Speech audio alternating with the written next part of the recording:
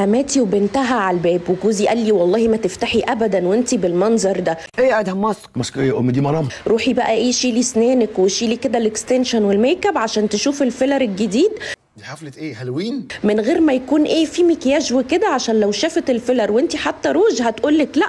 روحي بقى شيلي الفيلر اللي انتي عملتيه ده، هتقولك ايه ان شكلك وحش.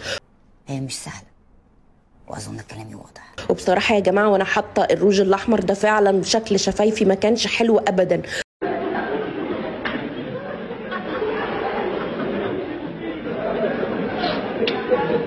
روج قمر يا فندم قمر. اما اشيل كمان الرموش وامسح بقى الميك اب اللي على وشي عشان بنتها دايما تقول عليا ان انا سمره. هنبط ما بحبش قله الادب. بصراحه بيني وبينكم كنت خايفه جدا حماتي بصراحه تشوفني كده بالروج ده وتقول لي هو ده الفيلر. ايوه البتاع اللي بتستحموا فيه ده. بس انا دلوقتي بقى همسح كل حاجه عشان يشوفوني كده ايه فلقه قمر. يا نهار اسود، سلام قولا من رب رحيم.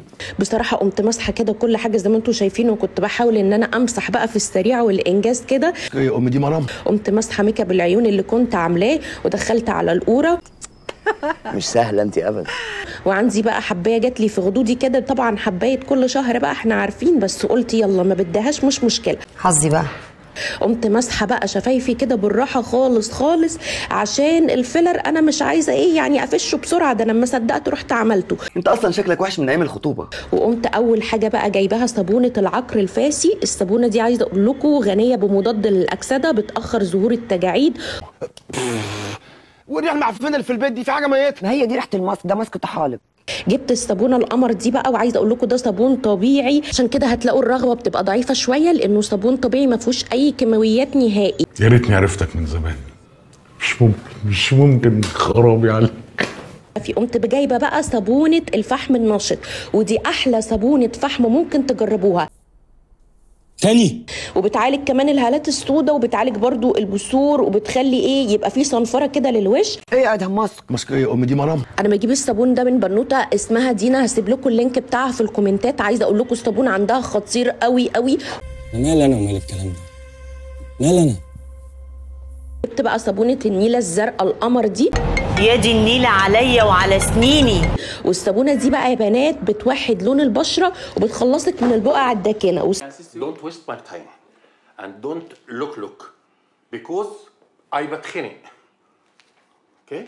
اقول لكم على حاجه، انا الصابونه دي بصراحه بستخدمها اكتر للجسم. عايزه اقول لكم البرايفت اريا بتنورها جدا وتفتحها مع الوقت، لان النيله الزرقاء معروفه بفوائدها للتفتيح. موجه نضيفه او هنشوف.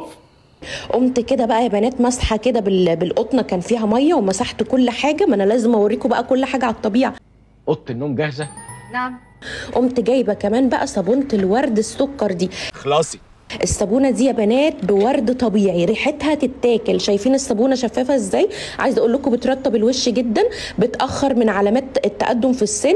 يلا بنت اجري، يلا الحقي اللي وراك. بصوا يا بنات انا بوريكم المنظر من غير اي فلتر ازاي. شايفين هي بس ما فيش غير الحبايه دي، وطبعا دي حبايه كل شهر فهنتخلص منها. بعد اذنك خلصي اللي بتعمليه ده وتعالي لي علشان اعرف اهزقك على مزاج. جبت بقى مقطر الزهور ده. مقطر الزهور ده بصوا حاجه كده عظمه، انا ما كنتش اعرف ايه مقطر الزهور ده قبل كده. انت عشان لسه جديد ما تعرفش حاجه. وخطير يا بنات للشعر. بصوا هو ريحته ورد على مسك على فل او عنبر. هو انت هتقضي بقيه حياتك هنا ولا ايه؟ وهنا بقى اطلع افتح لحماتي. انا خلاص كده خلصت بقى، يلا باي باي. يلا في 1000 داهيه.